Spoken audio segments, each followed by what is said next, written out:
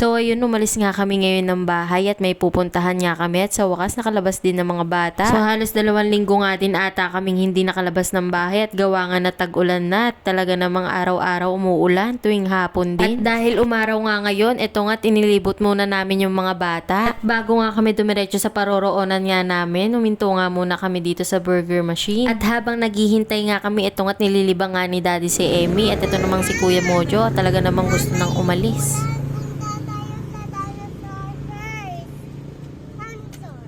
Naman ganyan ng Kuya Mojo mo, matagal-tagal ding hindi nakalabas ng bahay, puro school at bahay nga lang din. Ang bunsong Eme mo naman, tuwan-tuwa naman sa ginagawa sa kanya ng daddy niya. At dahil medyo matagal nga din naman kasi yung order namin, ayan na nga yung mga bata nakakita ng buhangin. Hindi na nga nakapagpigil at talagang pinuntahan na nila at nilaro-laro. Kaya hinayaan na nga lang din namin at minsan nga lang din naman yan dahil nga hindi nakakalabas at umuulan. And finally natapos na nga din yung order namin, nandito na nga din kami sa aming pupuntahan. Dati pa talaga namin to pinupuntahan kaso hindi talaga kami nakakapasok sa loob dahil nga ginagawa pa nga lang to. Kaya tuwing pupunta kami nasa labas lang talaga kami, talagang tinitignan lang nila yung dinosaur. Pero dahil nga ngayon at pwede na pumasok, talaga naman ayan excited yung mga anak ko. So ayan nga, nagbabayad na nga si Daddy 50 pesos nga per head dahil 2 lang din naman kaming adult, 2 lang din yung binayaran niya. Ito na naman nga ang Kuya Mojo mo, masyado na naman niyang natuwa at na-excite. Ito na't nangunguna na siya. So tapos na nga din magbayad si Daddy. Ito na nga't papunta na nga rin kami sa loob, sa pinakaloob talaga niya dahil malaki nga ito, nandun sa loob yung pinaka-parking nila. Ayan nga't papasok pa nga lang kami, talaga namang tuwan-tuwa na yung mga bata nung nakikita pa lang nila yung dinosaur.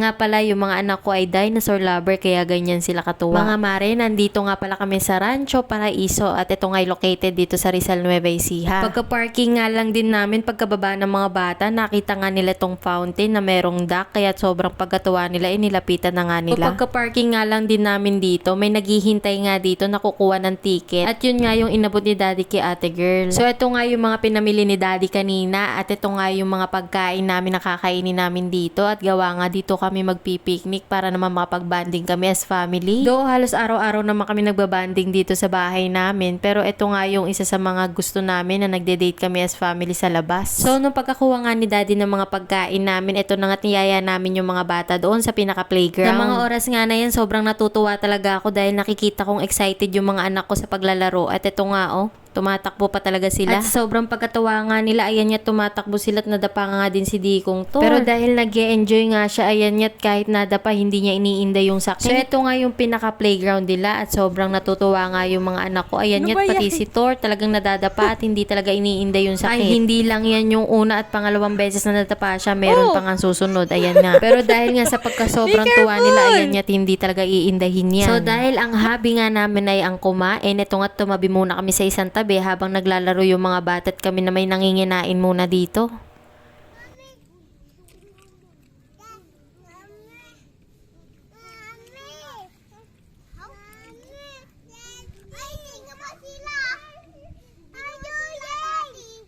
So ito nga tuwan-tuwa nga sila dito sa swing kaya ito nga ang Dikong Thor mo talaga namang gusto magpatulak pa pero nung nilalagay ko siya dyan halos gusto niya nang bumaba dahil natatakot nga.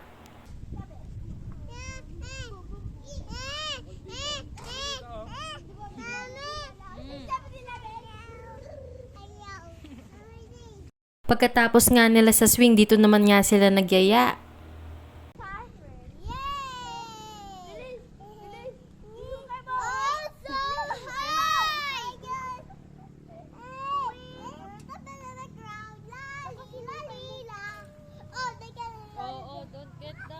At dahil nakita na naman nga nila yung dinosaur, natuwa na naman nga sila at pupunta nga sila doon. At ito na naman nga ang Dikong Thor, nadapa na naman siya. Yan na yata yung pang-4 na beses na nadapa siya. Nung ginagawa pa nga lang to, talaga namang inaabangan na namin to na magbukas. Talagang hindi pa to pinapayagang magbukas doon, kaya nasa labas lang kami tinitignan yung mga dinosaur noon. Kaya kung makikita nyo, sobrang excited at pagkatuwa talaga nila nung makita nila tong dinosaur na malapitan at gustong gusto talaga nilang lapitan to noon. Sabi ko nga sa inyo, dinosaur lover yung dalawa na yan. Kaya ito namang dikong Tormo, nag-a-action na kunyari hinahabol siya ng dinosaur. So habang naglalaro nga sila, nandito nga muna kami sa isang gilid at syempre nakaupo tayo at nanginginain pa rin. At ito nga ang bunsong Emmy, natutuwa nga lang sa mga nakikita at hindi pa rin na-enjoy. So ito nga't nakaupo lang talaga kami dyan at kumakain at ito nga't naglalaro nga yung mga bata at pinapanood na nga lang din namin sila na habang nag-e-enjoy sila.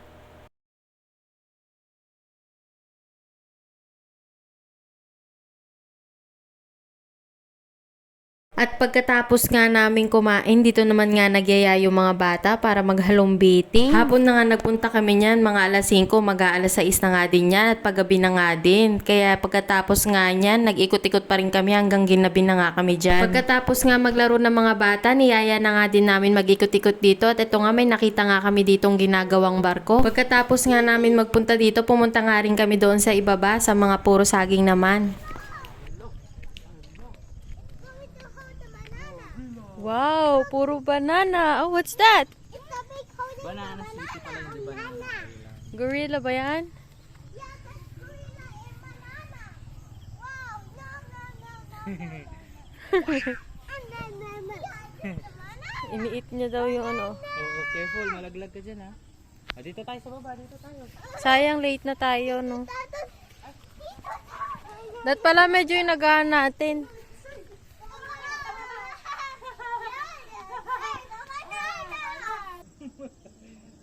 Ayan at medyo ginabi na nga din kami dyan. O siya, yun lang. Maraming salamat. Babush!